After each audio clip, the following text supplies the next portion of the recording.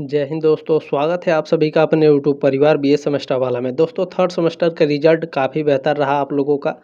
ठीक है, उसी तरीके से हम लोग आप लोगों के लिए फोर्थ सेमेस्टर, फिफ्थ सेमेस्टर और सिक्स सेमेस्टर में भी तैयारी कराएंगे बिल्कुल फ्री में, और वो भी बहुत ही ज़बरदस्त तरीके से। चाहे वो क्लासेस हो, नोट्स हो, पीडीएफ हो, चाहे प्रीवियस ईयर का क्वेश्चन पेपर हो, सारी चीज़ें आपको फ्री में मिलेंगी। कहाँ? टेलीग्राम ग्रुप का लिंक दिया गया, डिस्क्रिप्शन बॉक्स में ज्वाइन कर लीजिएगा। सारे पीडीएफ और नोट्स आपके टेलीग्राम ग्रुप में सेंड कर दिए जाते हैं, वहाँ से डाउनलोड करके आप लोग रिवीजन भी करते रहिएगा। ठीक है, तो ये आपका अपना ही चैनल है, प्लीज़ सब्सक्राइब करके सपोर्ट जरूर करें। ठीक है, ताकि आप लोग फिफ्थ सेमेस्टर और सिक्स सेमेस्टर में भी हमारे साथ जरूर जुड़े रहें। ठीक है, चलिए स्टार्ट करते हैं दोस्तों आज की इस क्लास को। आज के इस क्लास में हम लोग कवर करेंगे BA second year fourth semester. कितने बच्चे इसे हिस्ट्री कहते हैं, कितने बच्चे इसे मेडाइवल हिस्ट्री कहते हैं, तो ध्यान रखिएगा।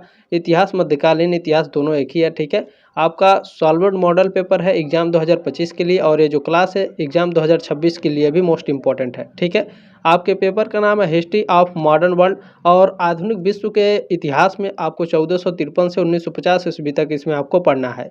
अब दीनदयाल उपाध्याय गोरखपुर विश्वविद्यालय वाले बच्चों को भी इतना ही पढ़ना होता है, लेकिन इनका 2 पेपर होता है इतने में। ठीक है, यानी HIS 203 और HIS 204 2 पेपर होगा इतने में ही। ठीक है, तो ये आपका जो दीनदयाल उपाध्याय गोरखपुर विश्वविद्यालय वाले बच्चे हैं वो लोग ध्यान रखेंगे, और जो अफिलिएटेड कॉलेज हैं यानी इससे संबंधित जो कॉलेज हैं वो भी बच्चे ध्यान रखिएगा। ये आपका सेकंड पेपर है, पेपर का नाम है HIS 204। ठीक है, पेपर का नाम है आधुनिक विश्व का इतिहास 1848 से 1950 ईस्वी तक आपको इसमें पढ़ना है। ठीक है, चलिए बाकी मैंने आपका फर्स्ट क्लास भी करा दिया है 203 का, वो भी डिस्क्रिप्शन बॉक्स में लिंक दिया गया है प्लेलिस्ट का, जा करके आप लोग सारे क्लासेस अटेंड कर लीजिएगा। ठीक है, और जिनका 1453 से लेकर के 1950 ईस्वी तक आपका एडमिट कार्ड में दिया हुआ है, आप लोग भी फर्स्ट क्लास को देख लीजिएगा। ठीक है, जो आपका HIS 203 है, सभी बच्चे देख लीजिएगा। ठीक है, आपका यही पढ़ना होता है दीनदयाल उपाध्याय गोरखपुर विश्वविद्यालय में भी, लेकिन 2 पार्ट में। ठीक है, चले।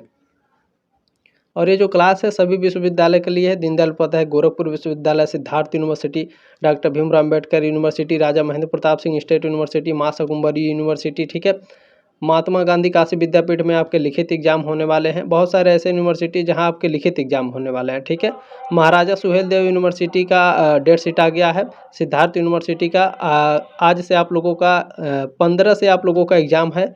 और बात करें डॉक्टर भीमराव अम्बेडकर यूनिवर्सिटी का भी डेट शीट आ गया है। ठीक है, बाकी DDU का हो सकता है 25 अप्रैल से एग्ज़ाम होना शुरू हो जाए। ठीक है, तो ध्यान रखिएगा और सभी बच्चे इस क्लास को शेयर कर दीजिएगा। चलिए स्टार्ट करते हैं। इसमें फर्स्ट क्वेश्चन देखिए, आप लोगों से पूछा गया है प्रथम विश्व युद्ध के समय जर्मनी का शासक कौन था। प्रथम विश्व युद्ध के समय जर्मनी का शासक विलियम द्वितीय था। इनका एक दूसरा नाम भी है, ध्यान रखिएगा। देखें, विलियम द्वितीय 1888 से लेकर के 1918 तक जर्मनी के शासक रहे, जिसे कैसर विल्हेम द्वितीय भी कहा जाता है। ठीक है, अच्छा, ये सारे नोट्स PDF आप लोग ज़रूर डाउनलोड कर लीजिएगा टेलीग्राम ग्रुप में जा करके, और सभी चीज़ें आप लोग बिल्कुल फ्री में वहाँ से डाउनलोड करके धीरे धीरे रिवीजन भी करते रहेंगे। ठीक है, देखें नेक्स्ट क्वेश्चन है पेरिस शांति सम्मेलन का उद्घाटन कब हुआ। पेरिस शांति सम्मेलन का उद्घाटन हुआ था 18 जनवरी 1919 को। बी ऑप्शन आपका करेक्ट है। और किसी भी क्वेश्चन में कोई डाउट है, बेझिझक आप लोग स्क्रीनशॉट लेकर इस नंबर पर सेंड कर दीजिएगा। ठीक है, 7607574584 इस नंबर पर आप लोग व्हाट्सअप कर दीजिएगा। ठीक है, चले नेक्स्ट क्वेश्चन है पेरिस शांति सम्मेलन के अंतर्गत कुल कितनी संधियां की गई। पेरिस शांति सम्मेलन के अंतर्गत कुल आपकी 5 संधियां की गई थी। बी ऑप्शन आपका राइट है। अच्छा गुरुजी, पेरिस शांति सम्मेलन में 5 संधियां की गई थी, तो वो 5 संधियों के नाम क्या है। और ये 5 संधियां बहुत ही महत्वपूर्ण है दोस्तों, और ये 5 संधियों के बारे में हमेशा से पूछा जा रहा है। आप लोग फोर्थ सेमेस्टर में 3 सेमेस्टर का एग्जाम दे चुके हैं, जरूर वर्साई की संधि, सेंट जर्मन की संधि, न्यूक्ली की संधि, ठीक है, न्यूली की संधि, ट्रायनान की संधि, सेब्रे की संधि, ये सारी चीज़ें आपसे पूछी गई होंगी। ठीक है, तो ध्यान रखिएगा। देखें, पेरिस शांति सम्मेलन 1919 से 1920 के अंतर्गत कुल 5 संधियां की गई। ये संधियां प्रथम विश्व युद्ध के बाद पराजित केंद्रीय शक्तियों के साथ हुई। ठीक है, ये 5 प्रमुख संधियां कौन कौन सी थी। वर्साई की संधि जर्मनी के साथ हुई थी, सेंट जर्मन की संधि ऑस्ट्रिया के साथ हुई थी, न्यूली की संधि बुल्गारिया के साथ, ट्रायनान की संधि हंगरी के साथ। आपके एग्जाम में कई बार पूछ चुका है, वर्साई की संधि किसके साथ की गई थी? जर्मनी के साथ। सेंट जर्मन की संधि किसके साथ की गई थी? ऑस्ट्रिया के साथ। न्यूली की संधि बुल्गारिया के साथ। ट्रायनान की संधि हंगरी के साथ। और इसमें पांचवा भी मोस्ट इंपॉर्टेंट है, सेब्रे। ठीक है, इस तरह से लिख करके कभी कभी आपके एग्जाम में देता है सेब्रे, तो ध्यान रखिएगा। सेब्रे की संधि ऑटोमन साम्राज्य यानी तुर्की के साथ हुआ था, बाद में लाजेन की संधि द्वारा प्रतिस्थापित कर दिया गया था। ठीक है, चलें नेक्स्ट क्वेश्चन है, प्रथम विश्व युद्ध किस तिथि को समाप्त हुआ? प्रथम विश्व युद्ध कई बार ये एग्जाम में पूछ चुका है, 11 नवंबर 1918 को। ठीक है, प्रथम विश्व युद्ध समाप्त हो गया था। सी ऑप्शन आपका राइट है।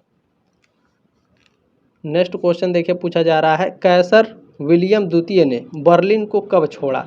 कैसर विलियम द्वितीय ने बर्लिन को छोड़ा था नवंबर 1918 में। फर्स्ट ऑप्शन आपका करेक्ट है। नेक्स्ट क्वेश्चन देखिए, आप लोगों से पूछा जा रहा है, विलियम द्वितीय था ऑस्ट्रिया का सम्राट था, रूस का सम्राट था, जर्मनी का सम्राट था, या फिर फ्रांस का सम्राट था?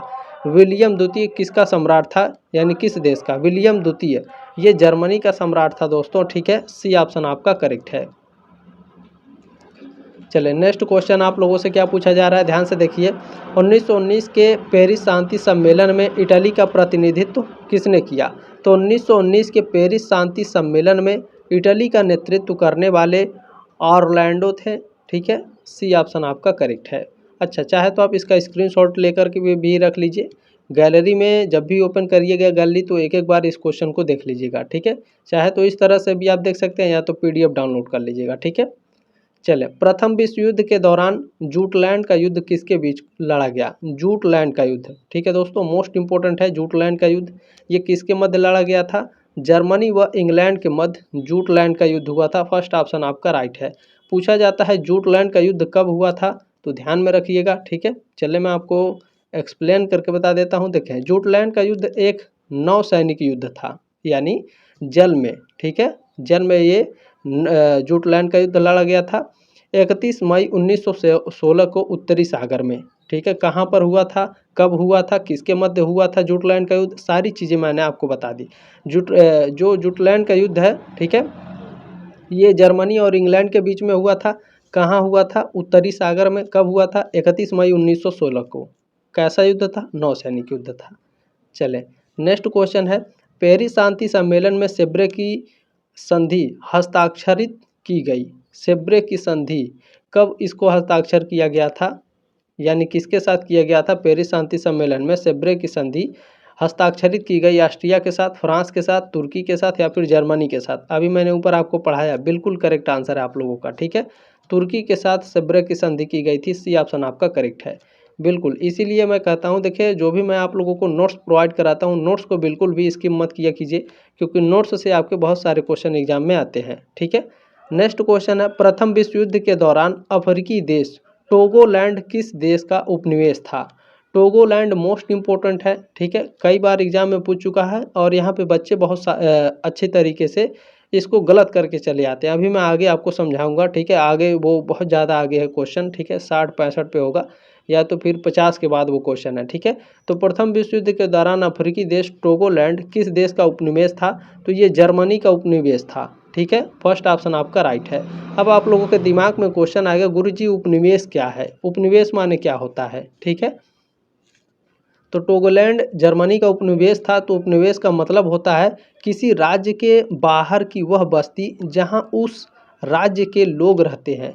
उपनिवेश को अंग्रेजी में कॉलोनी कहते हैं। उपनिवेशवाद का मतलब है किसी शक्तिशाली देश द्वारा कम शक्तिशाली देशों पर नियंत्रण करना। ठीक है, तो जर्मनी ने क्या किया था? जर्मनी ने टोगोलैंड पर, ठीक है, नियंत्रण किया था और यहाँ पे अपनी सेना रखा था। बाद में जो है फ्रांस और ब्रिटेन ने हमला कर दिया था, टोगोलैंड के दो भागों में बांट लिया था, एक पे ब्रिटेन और एक पे फ्रांस। ठीक है, तो आगे मैं अभी आपको समझाऊंगा काफ़ी अच्छे तरीके से एक्सप्लेन करके। ठीक है, बने रहिए क्लास में, बहुत ही ज़बरदस्त क्लास है। देखें, कौन सी संधि मुख्य रूप से द्वितीय विश्व युद्ध के लिए उत्तरदायी मानी जाती है?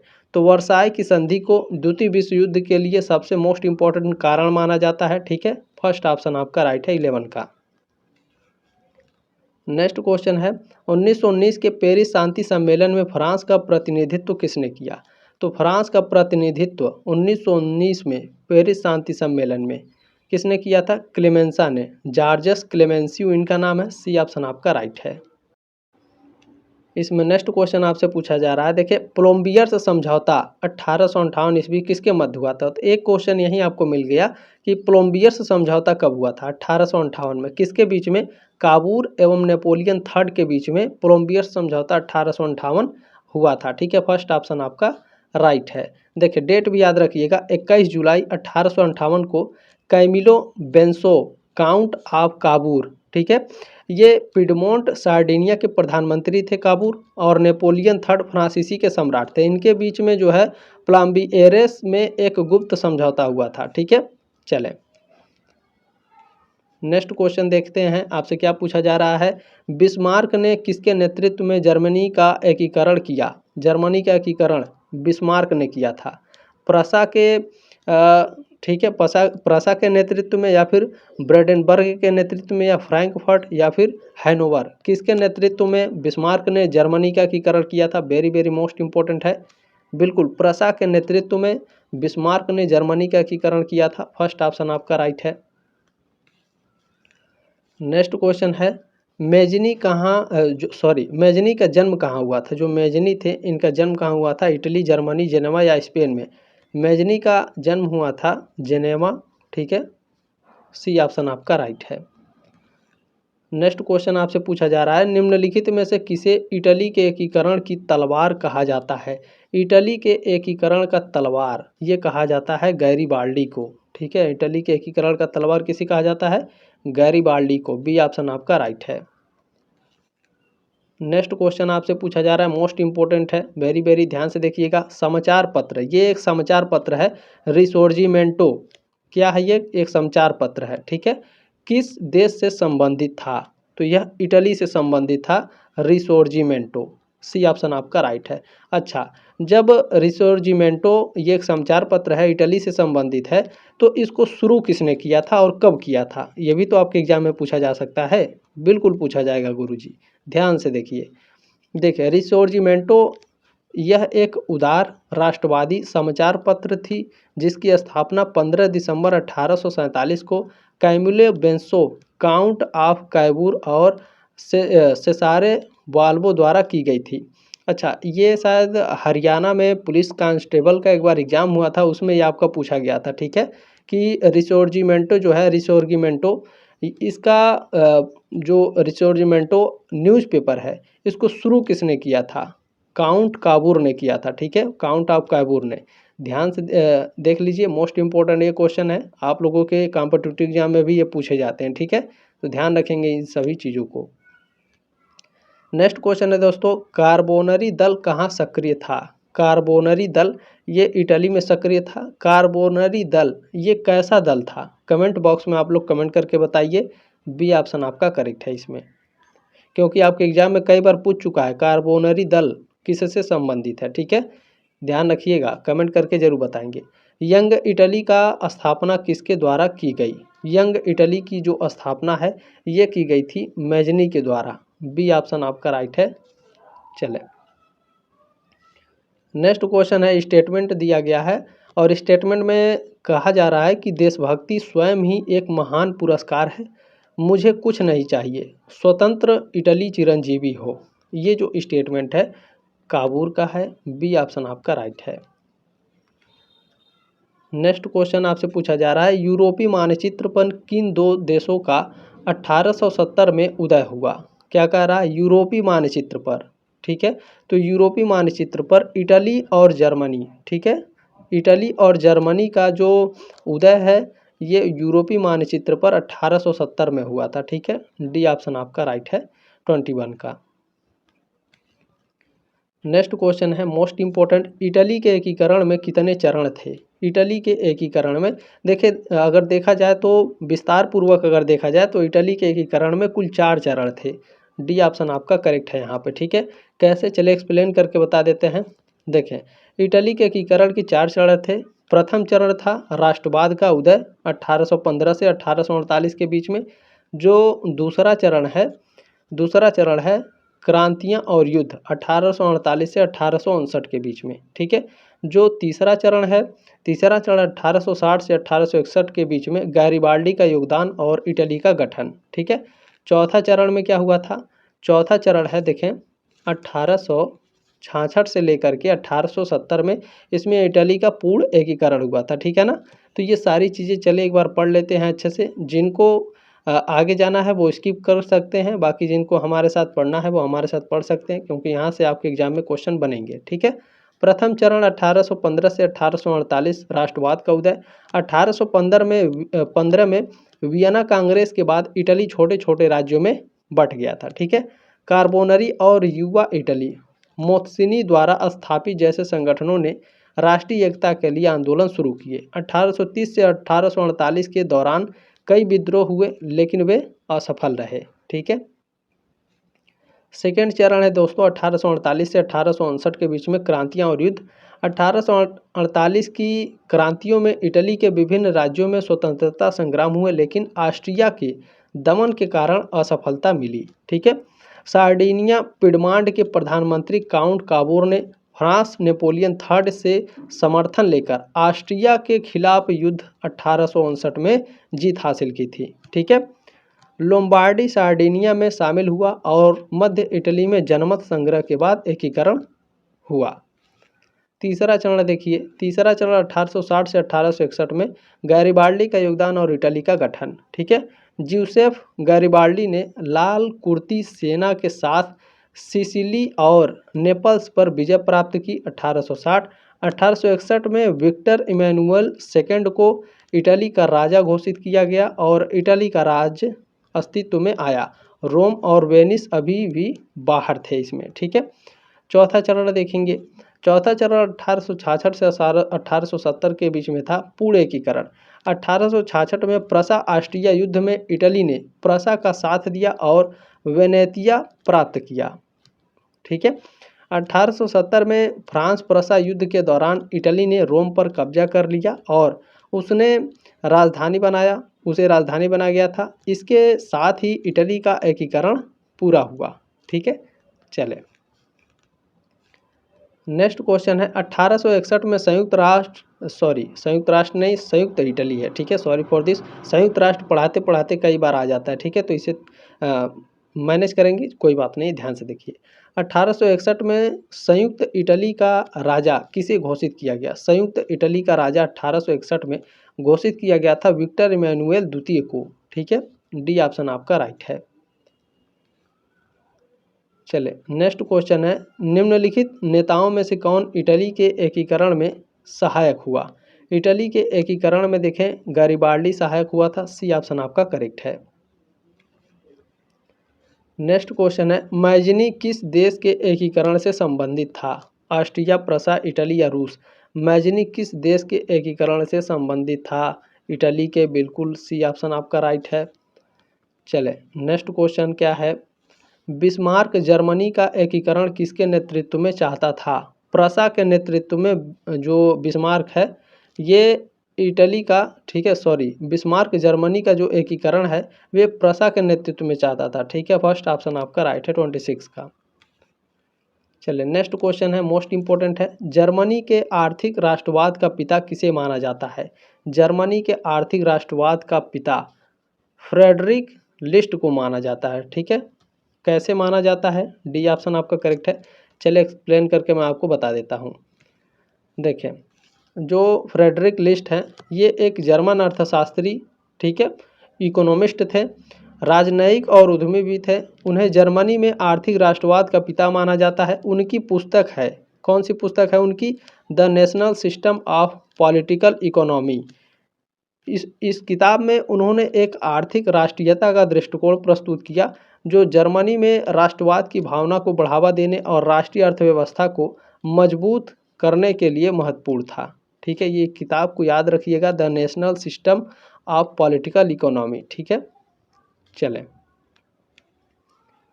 नेक्स्ट क्वेश्चन है, देखिए जोल्बेरिन क्या था? जो जोल्बेरिन है वो क्या था? जोल्बेरिन एक आर्थिक संघ था, ठीक है। बी ऑप्शन आपका राइट है। अलग अलग देशों के लिए ये फंड जुटाता था, ठीक है। चले इसमें नेक्स्ट क्वेश्चन आपसे पूछा गया है, विश्व में कहीं भी कोई ऐसा कार्य नहीं होना चाहिए जिसमें जर्मनी की सम्मति न हो। यह वक्तव्य किसके द्वारा दिया गया? विलियम फर्स्ट के द्वारा, विलियम सेकंड के द्वारा, विलियम थर्ड के द्वारा या विलियम चतुर्थ के द्वारा? किसके द्वारा दिया गया? विलियम द्वितीय के द्वारा दिया गया। बी ऑप्शन आपका राइट है। नेक्स्ट क्वेश्चन है, रक्त और लौह की नीति का प्रवर्तक कौन था? तो इसके प्रवर्तक बिस्मार्क हैं। लौह और रक्त नीति, ठीक है, रक्त और लौह नीति या फिर रक्त, ध्यान रखेंगे। डी ऑप्शन आपका राइट है, रक्त और लौह नीति। और ये जो क्वेश्चन है कई बार आपके एग्जाम में पूछ चुका है, ठीक है। देखें, त्रिसम्राट संघ पर हस्ताक्षर किस वर्ष हुए? त्रिसम्राट संघ पर हस्ताक्षर हुए थे 1873 ईस्वी में, ठीक है। सी ऑप्शन आपका राइट है। अच्छा, ये क्या है तो ध्यान से देख लेंगे। 1873 में जर्मनी, ऑस्ट्रिया हंगरी और रूस के बीच त्रिसम्राट संघ नामक एक गुप्त समझौता हुआ। इस समझौते में तीनों देश एक दूसरे के खिलाफ किसी भी देश द्वारा किए जाने वाले आक्रमण की स्थिति में तटस्थ रहने का वादा करते थे। नेक्स्ट क्वेश्चन है, जर्मनी में 39 राज्यों के संघ का अध्यक्ष कौन था? जर्मनी में 39 राज्यों के जो संघ का अध्यक्ष था वो ऑस्ट्रिया है। फर्स्ट ऑप्शन आपका राइट है। नेक्स्ट क्वेश्चन आपसे पूछा जा रहा है, देखें, कुल्टूर कैंप एक संघर्ष था जो कि संबंधित था। तो कुल्टूर कैंप ये एक संघर्ष था और ये संस्कृति से संबंधित था, ठीक है। बी ऑप्शन आपका करेक्ट है। नेक्स्ट क्वेश्चन है, देखें, पुनः श्वासन संधि, पुनः श्वासन संधि को रेस्टोरेशन ट्रीटी भी कहते हैं, ठीक है। किन देशों के मध्य हस्ताक्षरित हुई? किन देशों के मध्य हस्ताक्षर किए गए थे? तो ये जर्मनी और रूस के बीच में रेस्टोरेशन ट्रीटी यानी पुनः श्वासन संधि हस्ताक्षरित की गई थी। फर्स्ट ऑप्शन आपका राइट है। चलिए, नेक्स्ट क्वेश्चन है, इनमें से कौन सा यूरोपीय देश सबसे बाद में राजनीतिक रूप से एकीकृत हुआ? फ्रांस, स्पेन, ग्रेट ब्रिटेन या फिर जर्मनी? कह रहा है यूरोपीय देश में, ठीक है, सबसे बाद में राजनीतिक रूप से एकीकृत हुआ था, जर्मनी हुआ था। डी ऑप्शन आपका राइट है। नेक्स्ट क्वेश्चन है, 1871 ईस्वी में जर्मनी का सम्राट कौन था? 1871 में जर्मनी के सम्राट विलियम प्रथम थे। फर्स्ट ऑप्शन आपका राइट है। नेक्स्ट क्वेश्चन देखें, मोस्ट इंपॉर्टेंट है, वर्साय की संधि किस देश की राजधानी में हुई? बताइए, जर्मनी की, स्विट्जरलैंड की, स्पेन की राजधानी या फ्रांस की राजधानी? वर्साय की संधि किस देश की राजधानी में हुई? फ्रांस की राजधानी में हुई थी, ठीक है। डी ऑप्शन आपका राइट है। वर्साय की संधि फ्रांस की राजधानी में हुई थी। वर्साय की संधि कब हुई थी? तो फ्रांस की राजधानी में हुई थी। तो राजधानी का नाम क्या है? ये सारी चीज़ें आपको जाननी चाहिए, ठीक है। वर्साय की संधि पेरिस शांति सम्मेलन द्वारा प्रथम विश्व युद्ध के बाद जर्मनी और मित्र देशों के बीच बनाई गई थी। इस पर 28 जून 1919 को वर्साय के महल के दर्पण कक्ष में हस्ताक्षर किए गए थे, जो फ्रांस की राजधानी पेरिस में स्थित है। डाउट क्लियर हुए? बिल्कुल। चले, नेक्स्ट क्वेश्चन देखिए। नेक्स्ट क्वेश्चन आपसे पूछा जा रहा है कि वर्साय की संधि कब हुई थी? वर्साय की संधि 28 जून 1919 को हुई थी। फर्स्ट ऑप्शन आपका राइट है, 38 का। नेक्स्ट क्वेश्चन है, अमेरिका प्रथम विश्व युद्ध में कब सम्मिलित हुआ था? अमेरिका प्रथम विश्व युद्ध में जून 1917 को सम्मिलित हुआ था। फर्स्ट ऑप्शन आपका राइट है। नेक्स्ट क्वेश्चन देखिए, पूछा जा रहा है, प्रथम विश्व युद्ध के दौरान जूटलैंड का युद्ध कब लड़ा गया? जूटलैंड का युद्ध प्रथम विश्व युद्ध के दौरान मई 1916 में लड़ा गया था। सी ऑप्शन आपका राइट है, 40 का। चले, नेक्स्ट क्वेश्चन है, वर्साय की संधि के संबंध में किसने कहा कि यह संधि नहीं है, यह तो 20 वर्ष के लिए युद्ध विराम है? बहुत ही फेमस ये स्टेटमेंट है, मार्शल फोक द्वारा दिया गया है। बी ऑप्शन आपका राइट है। नेक्स्ट क्वेश्चन है, वर्साय की संधि में कितने अध्याय थे? तो इसमें कुल 15 अध्याय थे। बी ऑप्शन आपका राइट है, 42 का। नेक्स्ट क्वेश्चन देखिए क्या कह रहा है, वर्साय की संधि द्वारा जर्मन उपनिवेश टोगोलैंड किस देश को दिया गया था? इंग्लैंड, रूस, फ्रांस या अमेरिका को? तो देखें, वर्साय की संधि द्वारा जर्मन उपनिवेश टोगोलैंड, टोगोलैंड पर किसका उपनिवेश था? तो जर्मनी का। टोगोलैंड किसको दिया गया? वर्साई की संधि के द्वारा जर्मन उपनिवेश टोगोलैंड किसको दिया गया? फ्रांस को। कैसे? सी ऑप्शन आपका राइट है 43 का। चलिए आपको एक्सप्लेन करके मैं बता देता हूँ।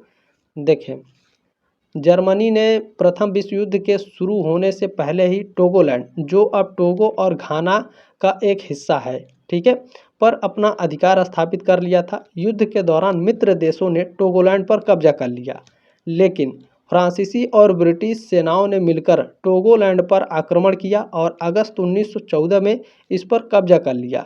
बाद में इसे दो हिस्सों में विभाजित कर दिया गया। टोगोलैंड का पश्चिमी भाग ब्रिटेन को और पूर्वी भाग फ्रांस को मिला था, लेकिन प्रमुख नियंत्रण फ्रांस को मिला था। इस कारण आपका सी ऑप्शन करेक्ट है, फ्रांस। ठीक है, क्लियर हुआ सारे डाउट? चले नेक्स्ट क्वेश्चन है, वर्साई की संधि के द्वारा जर्मनी की स्थल सेना की संख्या सीमित कर दी गई, 1 लाख कर दी गई थी। बी ऑप्शन आपका राइट है। नेक्स्ट क्वेश्चन है कि प्रथम विश्व युद्ध के दौरान किस देश ने यू बोट अभियान चलाया था? यू बोट क्या है? पनडुब्बी आप लोग नाम सुने हैं, देखे भी होंगे, नाम क्या आप लोग देखे होंगे न्यूज़ में हर जगह, ठीक है। तो पनडुब्बी कहा जाता है यू बोट को, और यू बोट यानी जो पनडुब्बियों का अभियान है ये जर्मनी द्वारा चलाया गया था। बी ऑप्शन आपका राइट है 45 का।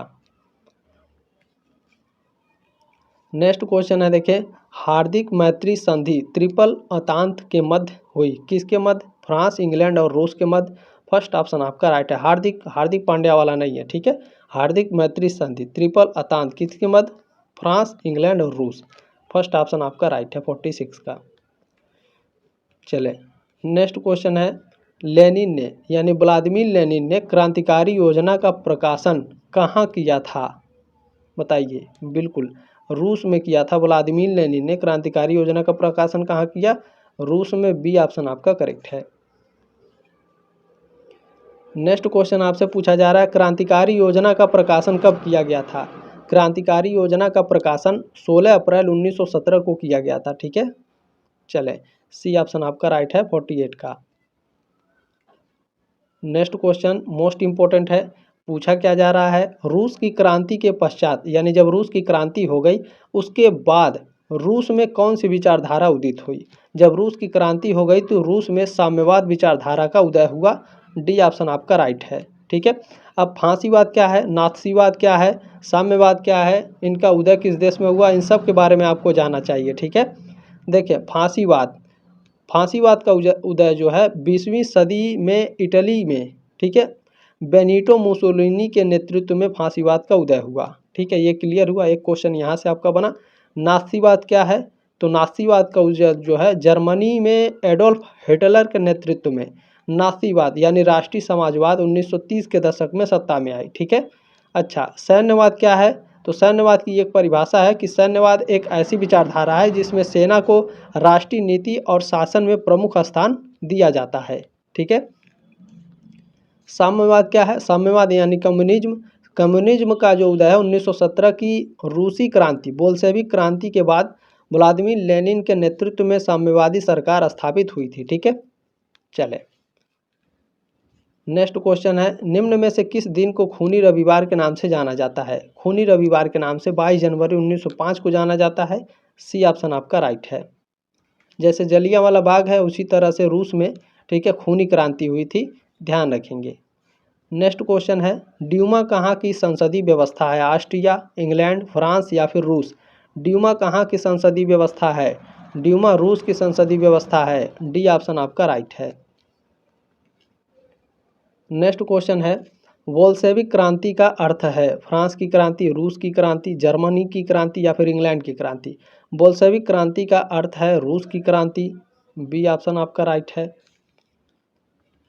नेक्स्ट क्वेश्चन देखिए, पूछा जा रहा है 1917 की रूस की क्रांति का नेता कौन था? 1917 में जो रूस की क्रांति हुई थी उस समय उसके नेता व्लादिमीर लेनिन थे।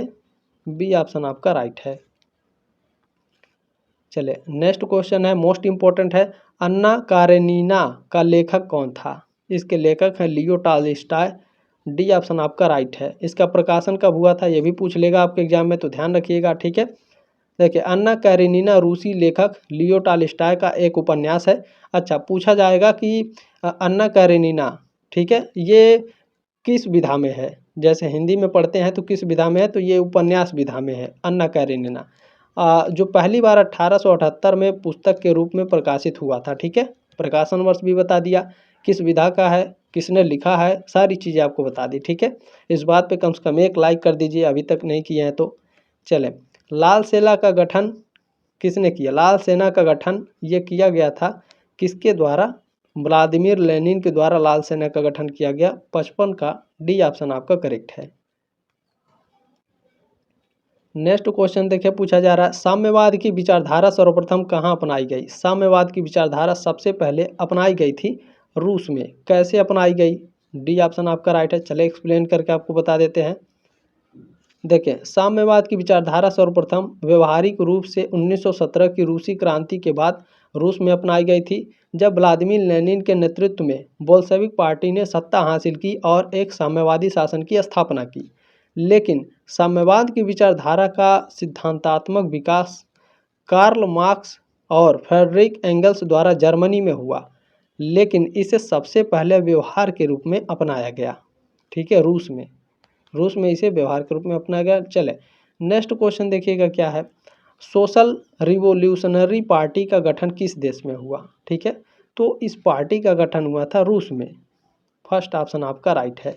चलिए इसके बारे में जान लीजिए, ये गठित कब हुई थी, ठीक है। ये भी तो आपके एग्जाम में पूछ सकता है कि सोशल रिवोल्यूशनरी पार्टी का गठन कब हुआ था, ये भी पूछेगा। तो सोशल रिवोल्यूशनरी पार्टी का गठन 1902 में रूस में हुआ था। यह एक समाजवादी और क्रांतिकारी पार्टी थी जिसने जारशाही के विरोध में महत्वपूर्ण भूमिका निभाई। इस पार्टी का मुख्य लक्ष्य क्या है? किसानों के हितों की रक्षा करना और रूस में एक लोकतांत्रिक समाजवादी व्यवस्था स्थापित करना, ठीक है। नेक्स्ट क्या है देखिए, केरेंस्की प्रधानमंत्री था रूस का, प्रशा का, स्पेन का या फिर इंग्लैंड का? केरेंस्की कहाँ का प्रधानमंत्री था? रूस का प्रधानमंत्री था। फर्स्ट ऑप्शन आपका करेक्ट है। नेक्स्ट क्वेश्चन क्या पूछा जा रहा है, दुनिया में केवल एक ईसाई था, वह भी क्रॉस पर चढ़ा दिया गया। अच्छा, यह जो स्टेटमेंट है किसने दिया भैया? वॉल्टेयर ने दिया है। फर्स्ट ऑप्शन आपका राइट है। नेक्स्ट क्वेश्चन देखें, 1917 की रूसी क्रांति के दौरान रूस का शासक कौन था? जार अलेक्जेंडर द्वितीय, जार निकोलस प्रथम, जार निकोलस द्वितीय, कौन था? बिल्कुल, जार निकोलस द्वितीय 1917 की रूसी क्रांति के दौरान रूस का शासक था। सी ऑप्शन आपका राइट है। नेक्स्ट क्वेश्चन है, ट्राटस्की की हत्या कब की गई? ट्राटस्की की हत्या की गई थी 1940 ईस्वी में। फर्स्ट ऑप्शन आपका राइट है।